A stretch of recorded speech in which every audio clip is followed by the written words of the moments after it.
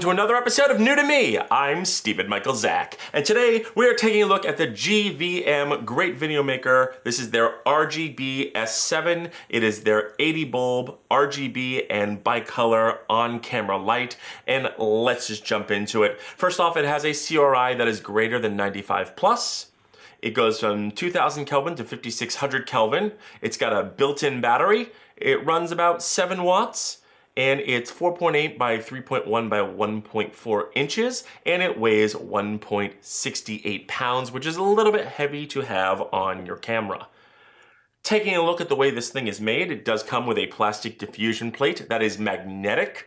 Thank you, love magnetic plates. And the bulbs are behind plastic. The edges are made of a very rugged plastic, and in back, you have this aluminum alloy heat sink. This is where all the weight is.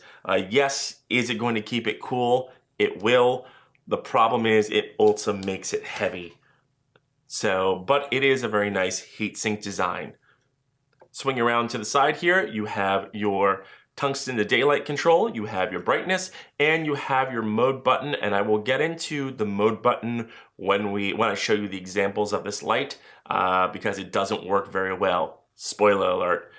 And of course, on top, you are going to get some very lovely power indicator lights, which is great. That way you know how much power that is left in the light. And lastly, you are going to get a DC jack. This does not plug into your computer. You cannot plug this into a power bank, unfortunately. It does come with a power plug here and a very nice cloth bag so it doesn't get scratched. And you do get this very cool ball head mount, which has the hot shoe adapter, and it has one of these little wheels to help you attach it to the actual light, which I love. And it's made of plastic, but it's very rugged. Yes, talking about how this plugs into the wall, I kind of prefer things to plug into the wall because if I'm on set, I'm in a house, I could just find a plug it in. If I have to plug it into a computer or a power bank, I have to unplug my computer or I have to buy a separate power bank. So there are pros and cons for both. I kind of still wish that it was not a wall plug because like I said, I do like to attach little power banks to it to give it a little bit extra charge and so I can use it. But let's go ahead and take a look at some samples, and I'm also going to be comparing this to another light that I have, which is the GVB Gear PL12. It is a much smaller, more plasticky light. It's what I'm using on my camera right now as an on-camera light. But let's go ahead and look at some tests, and then we'll come back and talk about the two. Okay, so here we have the GVM. This is the RGB 7S. And first off, you could see that this is not the brightest thing in the world. This is up on full power, and it goes down to, I'd say 10%. So it does get pretty low, but it does not get very bright. Pull off the diffusion plate, and again, you could see that it's not great either here. We are shooting at 4.5, 50, and I'm at 800 ISO on my 12-35 Panasonic lens, and as you can see, this just really is not super bright. So I mean, I guess it's good if it's just an on-camera light, but if you're doing interviews and it's really, really dark and you want to get more of a newscaster light, which I think this is used for, then this is not really going to be bright enough. And let's take a look at this mode button, because this is the big problem, and that is when I switch into the RGB mode. As you can see, it doesn't always quite go into the right mode. You've got purple to purple. Click it again, there you go. Then you've got your RGB mode. Nope, there again, you don't have your RGB mode. It goes into kind of this purple and then into this red. And it just seems to get very confused. There's a problem with the circuit board where when you, and the connection between the circuit board and the button, when you click this button, it doesn't always activate the right bulbs, which is very, very strange. And as you can see, the RGB here looks really nice, but as you can see in the RGB and with the bicolor, there are major jumping points. See, there's another big jumping point there, and it just kind of jumps from bulb to bulb. there are jitters in this. Not as many jitters as some other lights, but there are jitters. Now, this is really, really nice RGB. I mean, you're getting nice colors here. Yellows, the red's good, the yellow's okay. Green looks really nice. You could really hit this with a green screen. You really hit this against a white wall and make a green screen.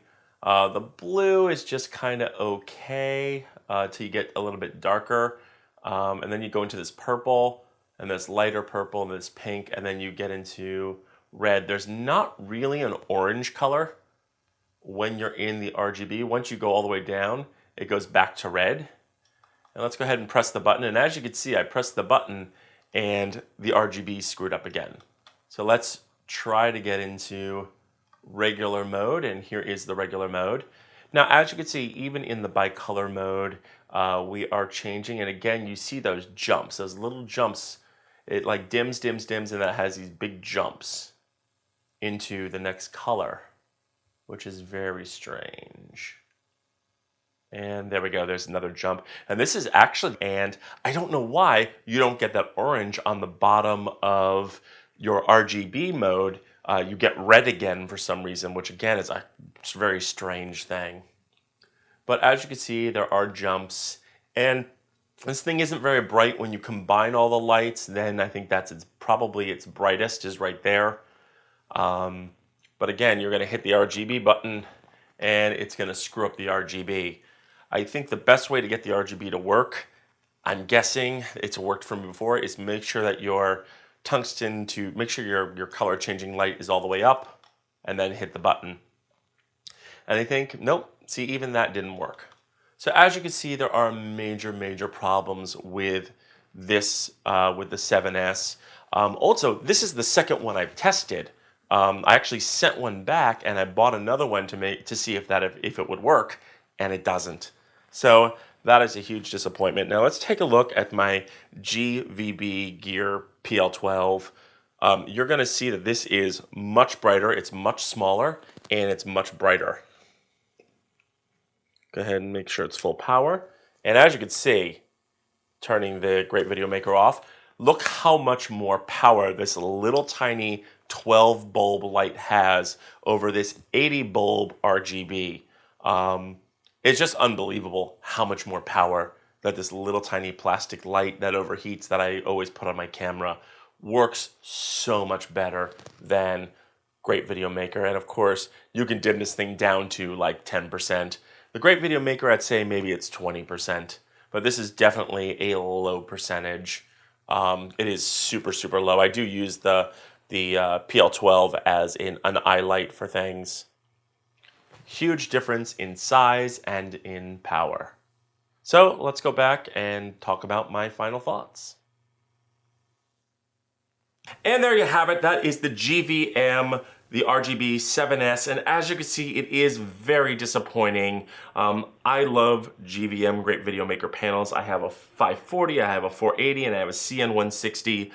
All in my studio. I use them on set. They're great in heat. They're great in cold weather. They really are workhorses. They really are terrific. And this just doesn't match up to how good their other lights are.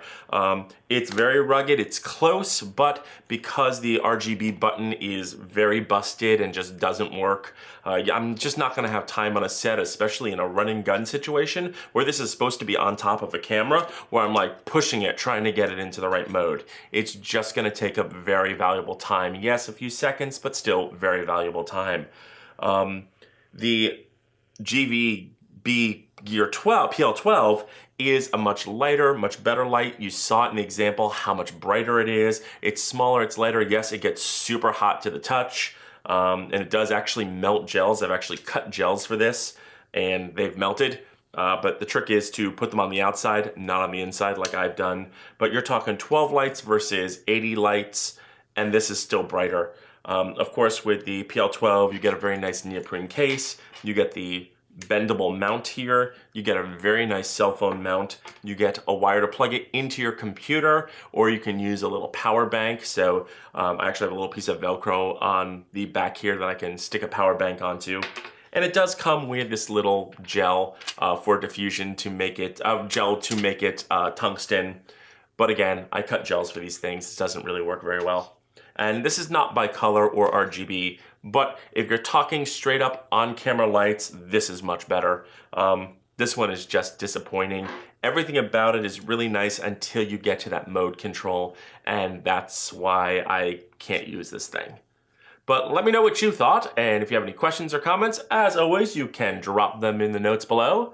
Don't forget to like, share, and subscribe, and be sure to hit that bell button up top to be notified when we post brand new videos. I'm Stephen Michael Zach, and this is New to Me.